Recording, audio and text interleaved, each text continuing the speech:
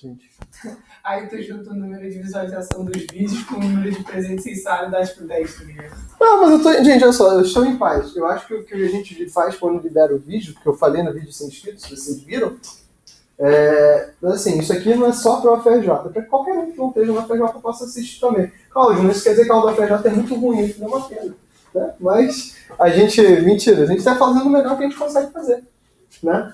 E aqui, então, isso é uma forma de você democratizar o ensino de verdade.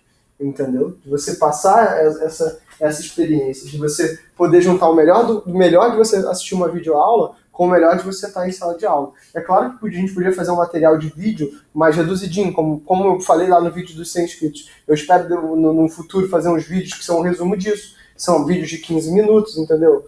Uma coisa um pouco mais reduzida em função dos materiais que a gente tem. Mas eu também estou em paz que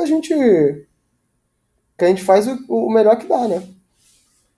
Então é isso aí. O que eu vou querer de vocês hoje? Eu vou falar até volta de umas 2 horas sobre injeção de código. Quando der 2 horas eu vou passar um trabalho para vocês, falando sobre, para vocês fazerem uma página de ordem usando injeção de código. E vou sugerir, claro, uma linguagem. Quem aqui programa em Python? Quem aqui usa um framework web para Python? Quem aqui já ouviu falar do Flask?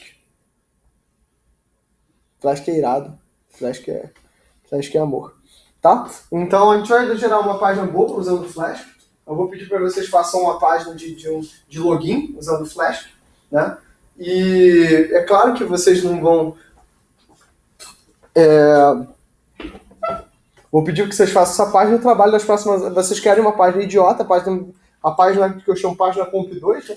Que é o sistema de controle de acesso de banco, com acesso a banco de dados que a gente aprende com Comp2, que é a coisa mais mongoloide do universo, né? E a gente mostra como usar a injeção de código. A gente pode fazer o quê? Achei essa aula aí. Tá, pô. Vou parar de gravar os vídeos. Não, porque o canal é legal. Então, assim, vamos seguir nosso barco aqui. Então, o que é injeção de código? É um bug causado pelo processamento de dados inválidos. Tá? Então, tem vários tipos de injeção de código. SQL Injection, Script Injection, Shell Injection e Dynamic Evaluation Attacks. Tá? O SQL é uma técnica que a gente vai usar para manipular bases de dados legítimas para que essa retorne dados falsificados ou que retorne informação de bases de dados. Tá? Já aconteceu uma vez num projeto que eu estava prestando consultoria, que eu estava dando aula, que graças a Deus continua me chamando, né? Que a gente estava brincando com a base de dados de um software interno da empresa e num shell script, num SQL Injection mais mongoloide do universo. O que ele retornou para mim? Retornou para mim a base de dados, como estava mapeada a base de dados dos caras. Acho que já contou essa. Já contei, mas tá gravando, a gente... você contou, mas não falou em empresa. Exatamente, né? Assim... Então, assim, então a ideia é que eu tenho um input que vai conter alguns caracteres especiais e comandos SQL escondidos, né? E o servidor acidentalmente vai liberar os dados para mim. Isso é o SQL Injection. Funciona que é uma beleza. Né? Por exemplo, como eu tenho acho que tem um XKCD. Quem aqui já conhece o XKCD?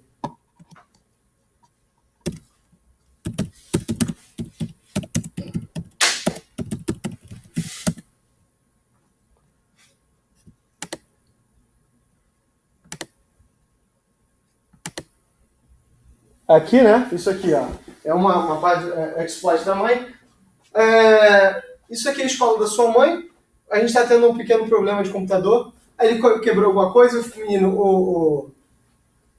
de uma forma, né? O menino quebrou alguma coisa. Você realmente colocou o nome do seu son de Robert, fecha aspas, fecha parênteses, ponto e vírgula, que denomina um novo comando no SQL. Drop table students, ponto e vírgula.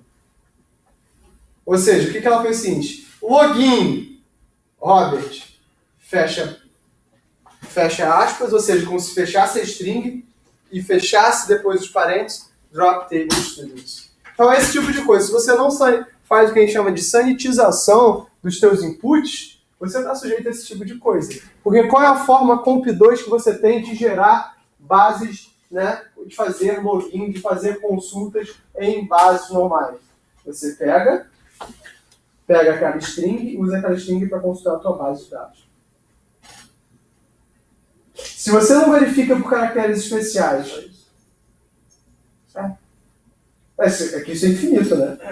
Então, assim, fala. Teve uma época no ensino médio, quando eu estava fazendo um trabalho, não sei se você entrar para o ensino médio, que a gente fez um programa que a gente tinha base de dados e tal. Aí a gente entregou o programa todo feliz, botando lá consulta na base de dados. Aí o professor sentou, foi ver nosso programa e botou no login, ele botou ponto e vírgula, delete all, ponto e vírgula, e botou como entrada. Daí ele apagou o nosso banco todo. É exatamente isso. Ele fez um SQL. Aí ele descontou o ponto do nosso trabalho, porque a gente não estava protegido contra SQL injection. Pronto, então vocês já sabem as consequências gravíssimas de um SQL injection na vida de vocês. Né? Essa é a ideia do que a gente está fazendo. Eu acho bastante legal que a gente continue trabalhando. É um belo problema, né? Não, esse é um problema seríssimo. Né? Assim como eu falei, se nessa empresa, que é uma empresa grande, tinha um software interno que tinha essa dificuldade, para vocês terem noção do tamanho do problema, o firewall dos caras passou a bloquear SQL injection. Mas só que para bloquear, aí você voltando no capítulo 1, para o cara bloquear um SQL injection a nível de firewall, o que eu tenho que verificar? Eu tenho que verificar a entrada da camada de aplicação. Ou seja, lembra quando eu falei quais são os 4 tipos de atraso? Propagação, que é o atraso de eu jogar a mensagem, né? Atraso do meio físico. Fila, que é o atraso do processador do teu roteador, né? Dele tomar decisões. Falta 2. Qual é o atraso que do meu throughput, da minha banda? Bom, é o nome mais óbvio de todos. Não.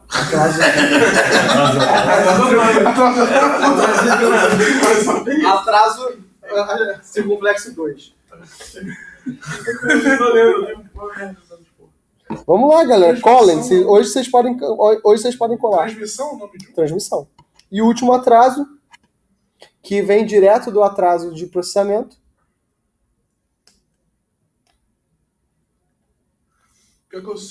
Vocês falaram quais já? Propagação, transmissão, processamento. Não, é fila. Fila e processamento. Atraso de processamento é atraso de tomar a decisão. E de fila é o tempo que você espera na fila até que alguém tome a decisão para você. Então, esses são os 4 tipos de atraso. Quando você joga essa decisão do firewall, você está aumentando o atraso de processamento. Você está indo até a camada de aplicação para tomar uma decisão. E, bicho, isso não é factível. Né? Não dá para você fazer isso o tempo todo. Então, muitos dos ataques de negação de serviço tradicionais, eles são simplesmente forçar os mecanismos de segurança a tomarem decisões complexas. Esse atraso ele é proporcional ao tamanho do SQL? Não. É proporcional a você identificar que isso é um SQL. E não precisa ser um SQL necessariamente. Hoje em dia a gente lida com bancos de dados não relacionais. Às vezes eu estou jogando código executável mesmo. Então vamos tocar esse barco aqui para frente. Ou seja, vocês já viram. Então, assim, existe um site na web que é uma lista das páginas injetáveis. A gente vai passar por isso. Então, vamos considerar a seguinte página idiota, que é isso que eu quero que vocês façam, é essa página que é o trabalho de vocês, gerar isso aqui em Flask, é a coisa mais mongoloide de todos. Eu vou passar para vocês o Mega Upper Guide of Flask of Hell, né? Tipo assim, de um maluco brilhante chamado Miguel Greenberg. A página dele é excelente para você construir material em Flash. Você não sabe nada de programação web porque você não teve essa disciplina na faculdade, porque ninguém até hoje te mostrou o guia do Miguel. É tão bom, mas tão bom, né, que até eu consegui fazer. Então, assim, é um negócio assim, bizarro.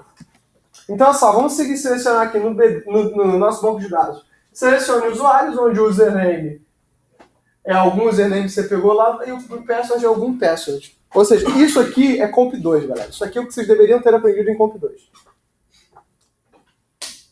É como você faz busca em bases de dados em Comp2. Às vezes você não aprende banco de dados em Comp2, às vezes você aprende, mas isso é a coisa mais óbvia. Pega uma string e avalia essa string. E isso é um negócio meio bizarro, né? Porque agora eu posso tentar a coisa mais idiota do mundo. Onde Username pode ser qualquer coisa, e o password, onde? Ora, 1 igual a 1. O que 1 igual a 1 quer dizer?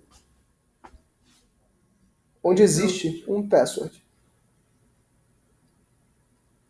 Isso é uma forma de retornar os usuários onde 1 igual a 1. Onde é verdadeira a condição.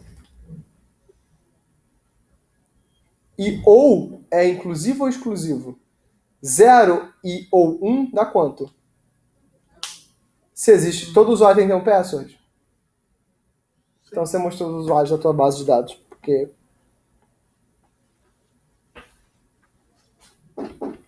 essa é a coisa mais idiota. Vocês querem fazer algo bobo, algo idiota? Pegue uma página qualquer, uma página inofensiva, uma página que seja bom para jogar em ninguém e teste isso aqui. Qualquer e-commerce hoje vagabundo vai te dar bloco nisso aqui, tá? Qualquer e-commerce hoje, Zé Ruela, vai te dar bloco automático. Mas tem muita página por aí espalhada que não vai te dar bloco. O WordPress, então, é famoso por não dar bloco nessas paradas. Tá? Joomla, nossa, Joomla era horrível. Então, né? Nesse caso, vou usar o username admin e tralha é quebra de linha. Então, o password eu botei vazio. Então, aquele SQL resultante vai ser você deixar tudo para os usuários onde username é igual a admin.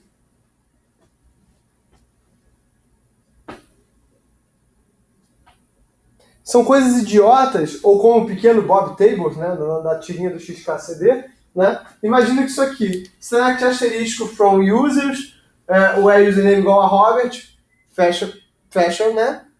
Parênteses, ponto e vírgula, ou seja, pode dar vazio, né? Drop table. Isso aí vai te dar login no sistema como admin? Isso vai te dar o usuário admin. Vai te dar o input do usuário admin. Aquele drop table vai realmente dar drop table, como o teu professor fez sacanagem com vocês. Agora a pergunta, ele te ensinou a evitar SQL injection ou ele só simplesmente botou lá o SQL injection? Não, ele ensinou a gente a se definir contra aquele em específico, o de deletar tudo, mas não a todos os tipos de SQL injection. Que malandrinho. Então, né? Então eu posso brincar com essa seguinte brincadeira, né? Eu posso começar, ao invés de enfiar, né, uma mensagem, jogar uma tag inteira, né? Olha só, union, ou seja, estou criando, junto com a SQL que você está fazendo, uma outra tag SQL, né? Porque às vezes eu quero usar, na verdade eu quero simplesmente achar um conjunto de peças. Imagina que eu tenho uma base de alunos e professores, e eu quero selecionar todos os usuários que são professores. Ou quero todos os usuários que são professores têm mais de 1,80 m. Às vezes isso é difícil de você fazer numa tag SQL. Então você pode usar uma union para buscar uma outra tag SQL. Né? Então, imagina o seguinte, que eu coloco password admin e union. Eu posso colocar uma tag inteira. E, cara, isso era muito comum. Tudo isso através de manipulação de strings. Porque se você não sanitiza as suas entradas, tudo é manipulação de strings. Chato, né? Pode tudo ser bem imbecil de fazer. Tudo que você precisa saber é a coisa mais ridícula de SQL do universo. E dizer, aqui que eu estou dizendo o seguinte, me passa esse esquema das suas tabelas em texto plano. E foi isso que a gente fez lá nessa empresa hipotética. Tá? A gente usou exatamente esse comando aqui e achou como é que era a base de dados dos caras.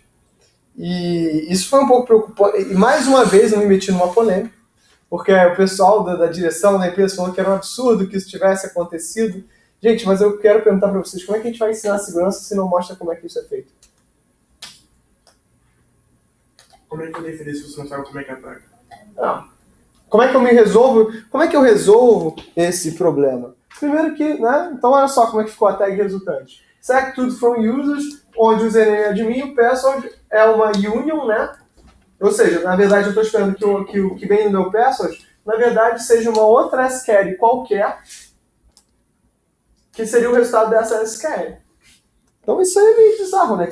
Então, pegou a senha, union, select from cache, user, pass from users. E aí eu vou, principalmente usando union, eu começo a brincar, trabalhando com a base de dados do meu coleguinha. E por aí vai. A gente vai ver como, né? Welcome, admin é igual a admin password qualquer. E aí essas SQLs vão ter vários pequenos exemplos. Já no script injection, ao invés de eu fornecer uma tag SQL, eu vou valer do interpretador que você está usando para compilar, para trabalhar com os adversários. Agora imagine o seguinte, quando eu falei para vocês que, né, sobre os ataques de buffer overflow, por incrível que pareça, quem tinha um interpretador, uma máquina virtual não estava tão, né, sujeito. Olha só que bosta. Isso aí, esses ataques de script injection, particularmente em engines de interpretação, estão extremamente vulneráveis. Um dos ataques de script injection é o cross-site scripting. E sabe o que o cross-site scripting usa?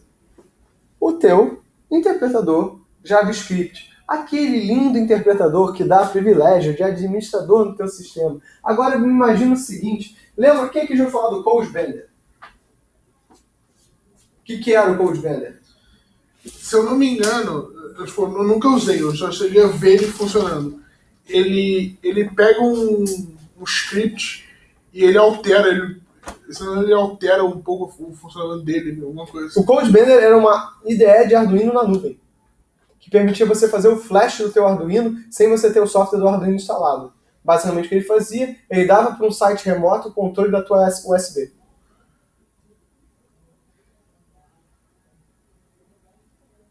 Ele distorce a parada. Não, ele podia fazer o flash do teu Arduino. Só que se ele pode fazer o flash do teu Arduino, o que ele impede ele fazer o flash do teu celular? Quando você põe o teu celular para carregar no teu computador. Meus arquivos chamam de coloca Ih, daí para baixo. Olha que coisa bacana, olha que coisa legal, olha que coisa delicinha, né? A vida pode ser realmente uma coisa maravilhosa, né? Então... Por quê? Porque você tem possibilidade do teu JavaScript ser executado como quê? Como superusuário. Então, o cross-site script é um tipo de injeção na qual scripts maliciosos são introduzidos em sites ditos como confiáveis. Quem garante, ou então por isso que a comunidade de software livre tem esse é um dos motivos, tem muitas restrições contra o uso de web applications. Como você garante que o software do teu Google Docs é um software livre? Como é que você garante que o software do Google Docs, naquela execução específica que você está baixando, ele é software livre? Ou você não garante? Ou você não tem como garantir? Porque lembrando do capítulo 1 do Kurosa, tudo que acontece na internet, o que é? Transmissão de arquivos, transferência de arquivos. Então o que o Google Docs é? É um editor de texto escrito em JavaScript. Que você baixa toda vez que você usa, que você executa toda vez que você usa, como arquivo temporário que você deleta depois. Quando você fala na comunidade de software livre e fala de PWA, Progressive Web Apps, onde você chama assim, uma página que você baixa como aplicação, usa durante um instante e apaga ela em seguida, que você tenha um link para baixar essa aplicação web em tempo real, o que você está criando para o cara de software livre é assim, um pequeno infarto, né? Como é que esse código-fonte está disponível? Você está disponível? Beleza, como é que eu garanto que o código-fonte disponível é o mesmo que está sendo executado?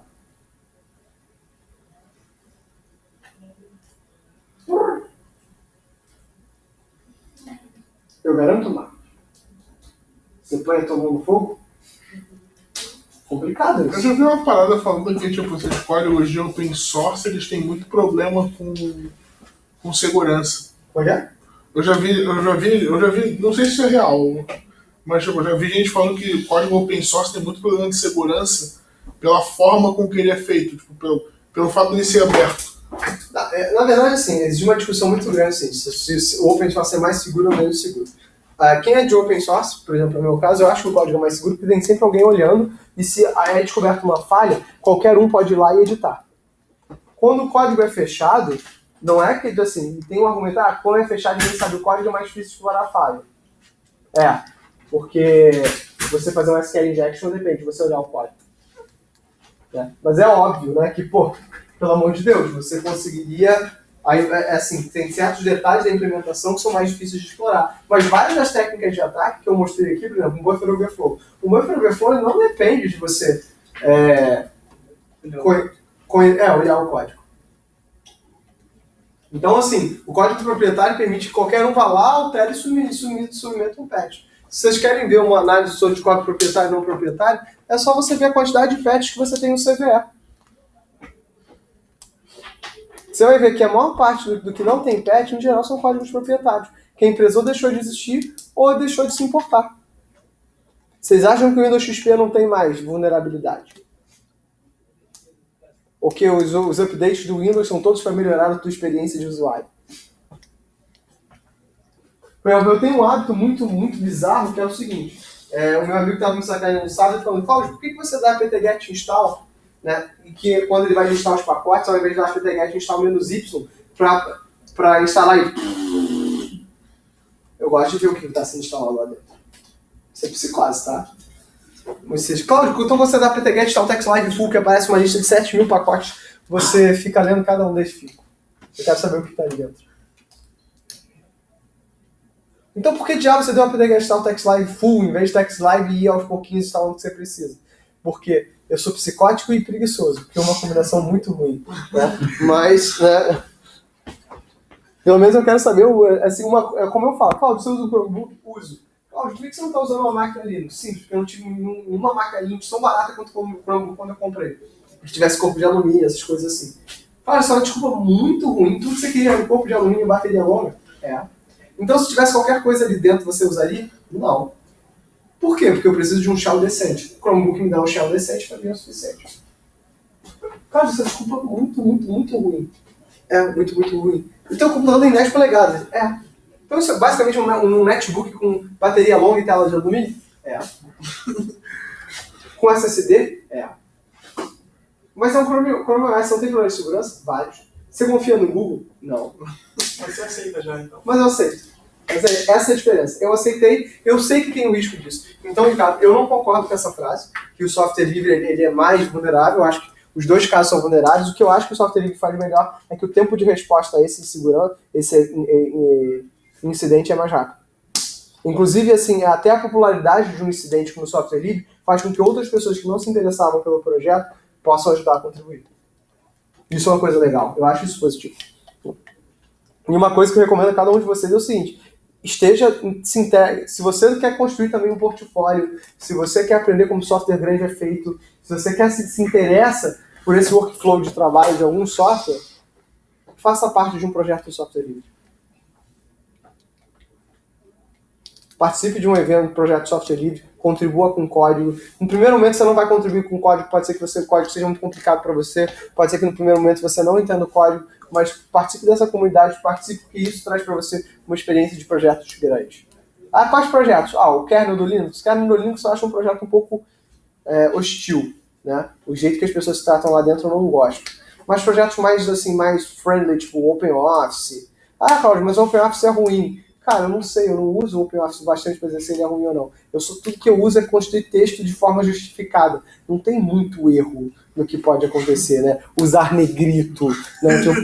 Não tem nada muito errado nisso aí. Então, gerar um PDF, né? Ou seja, leitores de PDF gratuito, coisas que vocês têm utilidade. Eu hoje vou botar daqui a pouco no meu próximo projeto open source, pegar uma biblioteca que era para Python 2, eu estou convertendo ela para Python 3 e vou lançar ela com os algoritmos novos.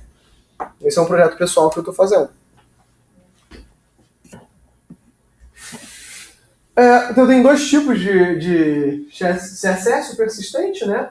Onde os dados de um usuário vão aparecer para outro, e o não persistente, onde uma vez executado o meu XSS, e o não persistente é sempre pior, né? Então, na verdade, eu vou clicar, né? O que eu estou fazendo? O que o atacante faz? Ele insere um código malicioso dentro de um link para você poder baixar esse script. Então, muitas das vezes, muitas dessas páginas, né, digamos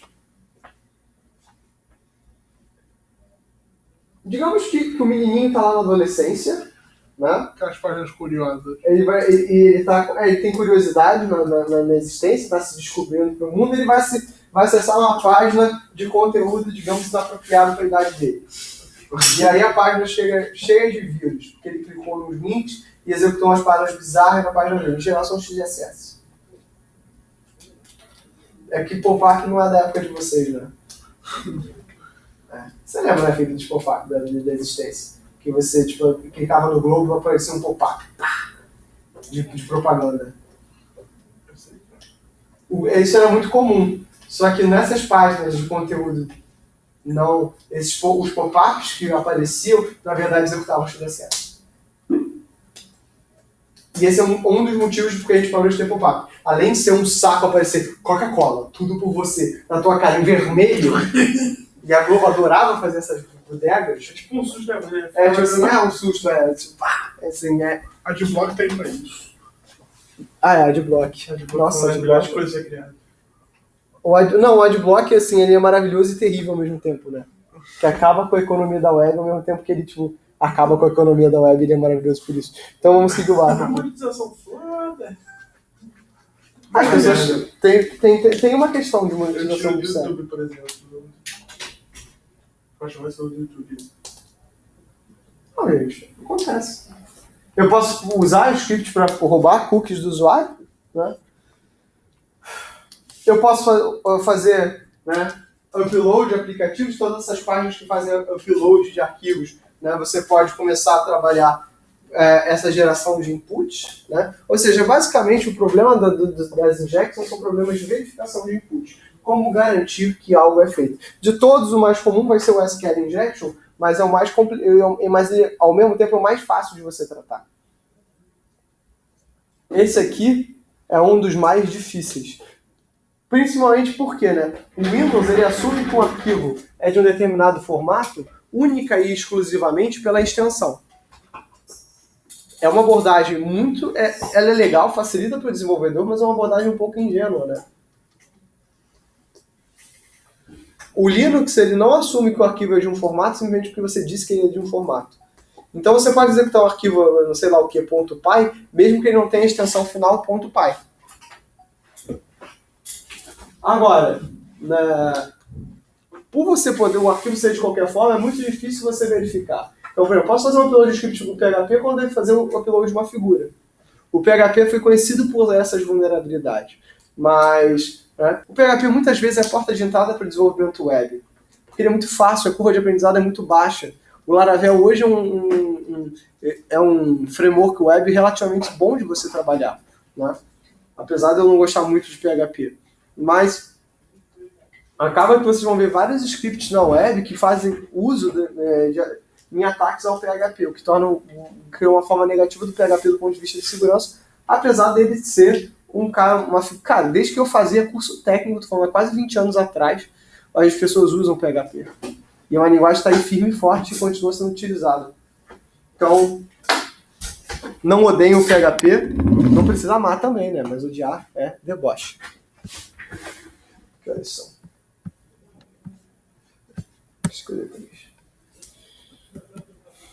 E os ataques de Shell Injection, né? Para você, coleguinha, que quer usar a biblioteca OS do Python para tudo, tipo como eu mandei vocês fazerem naquele programinha, é muito legal usar a biblioteca OS, a não ser quando você quer usar ela no sistema web, né? Então essa classe vai buscar formular comandos para o SO. Então foi um Shell Injection que fez o leak da Sony. A Sony não sanitizou as entradas, eles mandaram um comando, né? Para quê? Para mandar via SSH parte da base de dados. Olha que bosta. Se a interface web não é tratada, pode abrir brecha para execução do SO. Agora vamos voltar no caso do CodeBender? Imagina só, você já deu permissão de superusuário, porque você só pode ser superusuário para poder controlar o USB. Aí você deu permissão de superusuário para controlar uma USB. Sabe o que entra em USB também? O teu celular, e tem suas aplicações de banco, ou seus tokens de banco, ou coisas piores ainda. Se você faz uma identidade digital, cadê o teu smart contract, a tua blockchain, quando você dá acesso à tua carteira de conteúdo?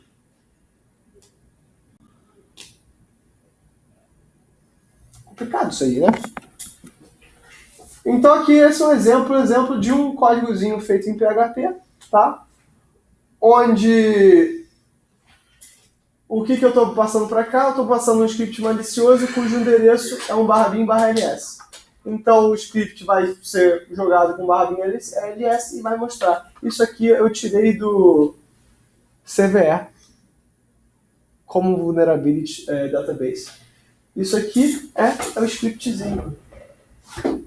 Sabe por que ele seria interessante? Porque na verdade o scriptzinho está chamando é um script PHP muito comum que ele chama um comando da máquina direto e gera o HTML para você automaticamente. Sabe quem é que gera HTML para você automaticamente? Esse framework JavaScript. Angular, React. Então esse mesmo princípio que afeta o PHP afeta esses negócios que vocês estão fazendo aí. Existe um estudo que 40% de todos os pacotes da NPM eles são vulneráveis ou estão corrompidos de alguma forma. 40%. Quando você pega uma biblioteca aleatória no NPM para você utilizar, você pode estar simplesmente trabalhando. Tem uma que eu vou mostrar na aula de OT nas próximas semanas, que é muito legal, que é o Node-RED. Qual é a do Node-RED? O Node-RED é uma biblioteca de programação funcional, né, de programação visual para IoT usando caixinhas, né? Programação orientada a componentes. Essa programação orientada a componentes é um pacote NPM que te dá acesso a fazer flash no teu hardware. Olha só que coisa maravilhosa para o atacante. A ferramenta é linda, tá, gente? Eu vou mostrar porque eu realmente acho que ela é muito importante, ela é muito útil. Se você não gosta de programar, mas quer gerar um projetinho para IoT, é um bom começo, né, de você pensar programação de uma forma diferente. Eu acho muito legal. Agora eu entendo um pouco da paranoia. Hã? Agora eu entendo um pouco da paranoia. Não, eu sou paranoico. É que chega momentos que você desiste. Você tem que desistir, porque senão você não consegue viver na sociedade atual se você tiver paranoia 100% do tempo. Como eu já falei, o Richard Stallman ele não acessa a web, ele não tem um browser na máquina dele. Ele tem um programa que pede que um outro programa dê um wget na página e mande para ele por e-mail. Gente, não tem condição de viver assim. Eu não quero viver assim. Eu não tenho nenhuma vontade de viver assim. Agora, Paulo, você pode estar sendo exposto. Sim, eu posso estar sendo exposto. Você tem que tomar alguns cuidados, né, com isso. O mínimo de cuidado é válido. Não, você tem que tomar alguns cuidados, não sei se o mínimo, eu não sei o quanto é o mínimo razoável. Assim, a gente não sabe. Agora, tipo assim, eu, por exemplo, eu tenho muito hábito de evitar usar, fora da minha rede caseira, eu evitar de usar a aplicação de banco. Ah, Cláudio, a rede da sua casa é muito protegida? Não, mas é a minha rede da minha casa. Usar a aplicação de banco aqui no INSS, você já usou? Claro que já usei, porque eu já tive desespero. Né? Desespero é um motivo válido para você buscar a aplicação de banco. Mas também não é o único motivo do universo. Então essas são coisas que a gente tem que tratar de forma um pouco mais complicada. E o 4G? Hã? E o 4G? É ruim também. 4G é uma rede pública, né? Por quê? Porque está trafegando dados no ar. Mas é criptografado. Boa sorte. Os pacotes também tem um problema de uma criptomoeda aí famosa que deu lá no requirements um pacote do Python. Então toda blockchain deles foram baseados nesse pacote. Aí o cara falou, pô, legal, ele está importando esse pacote aqui. Entrou lá no GitHub, viu que era o contato do desenvolvedor, falou, eu vi que esse pacote você não tem atualizado muito, eu queria contribuir, você tem como dar o acesso de admin? Aí o cara, não, tudo bem, boa vontade e tal, toma aí o acesso. Aí o cara mudou o código do pacote, aí no que atualizou a execução da blockchain, o cara teve acesso a toda a carteira, pegou todo o dinheiro. Precisou de menos de um dia, um e-mail. Que esse e-mail pode ser fake, de uma pessoa fake, que nunca existiu. Nada. Complicado. Então, assim, exemplo de shell injection. Você pode executar um buffer overflow com shell injection. E é por isso que a gente faz buffer overflow. Não é buffer overflow para entrar na máquina do amiguinho. É porque eu jogo esse script para ser executado. Aí, se eu sei a versão... Agora, olha a anatomia do ataque surgindo. Né? Olha por que o Cloud está fazendo essas coisas nessa ordem. É porque ele é mongoloide? Talvez. Mas olha só. O que você pode acontecer? Você foi lá, fez um scan de porta. descobriu através do Nessus, como vocês devem ter feito no trabalho, que é feito na quinta-feira, ou vocês vão fazer durante o feriado, né, porque a vida é essa, né, que você descobriu a versão de software de um determinado, né, o aplicativo. Foi lá no Common Vulnerability Database, buscou, o cara está usando a parte dessa versão, tem essa vulnerabilidade aqui. Eu mandei esse exploit através de um injection. Esse exploit pode ser um buffer overflow. E esse buffer overflow pode ser um rootkit. Um rootkit para te dar acesso remoto à máquina. Eu tenho acesso remoto de um conjunto de máquinas ao mesmo tempo. Agora vocês são inteligentes, sabem usar NetSocket, sabem usar um for. Vocês abrem da máquina de vocês de casa, né? Claro que guardando algumas das proporções, alguns do ataque, um mando de rootkit para um monte de máquinas. Pronto, você fez uma rede zumbi.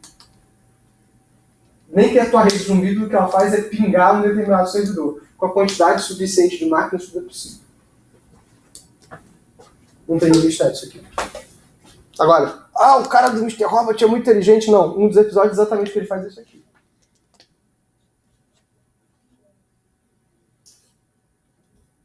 Vou fazer um trabalho. Eu curti esse trabalho. Pra buscar por semana que vem. A minha Próximo. prova de cálculo é essa sexta. Próxima sexta. Eu curti esse trabalho. Eu vou dar um prazo para vocês. Aqui o trabalho, hoje o trabalho. Quem que já viu o Mr. Robot? Ou quem que é mais disponível para assistir Primeira temporada. Segunda. Não quero saber. Se eu assistir uma temporada é o suficiente. Vocês vão pegar um dos ataques que o cara executou e vão explicar o ataque de cabo a rabo. O que o cara fez? E vão replicar esse ataque. A parte possível de replicar. Tá? O cara usa a mesma ferramenta que vocês deveriam estar usando, que é o Kali Linux. Usam Python exatamente como vocês usam, né? Porque mostra que ele não é nem tão truzão assim, né? E usa meia dúzia de Arduino, meia dúzia de Raspberry Pi. Então, vou fazer a mesma coisa. Eu vou mostrar para vocês um canal do NoByte, que já trata de algumas coisas do Mr. Robot. Então, essas aqui são as referências do que eu quero que vocês façam. Tem uma biblioteca de CS da própria IBM sobre, né, Code Injection. Tem muita coisa sobre Code Injection na literatura. Usem isso. Então, qual é o trabalho que eu quero que vocês façam agora? Vocês vão usar o Flash, vão usar a página do Miguel Greenberg.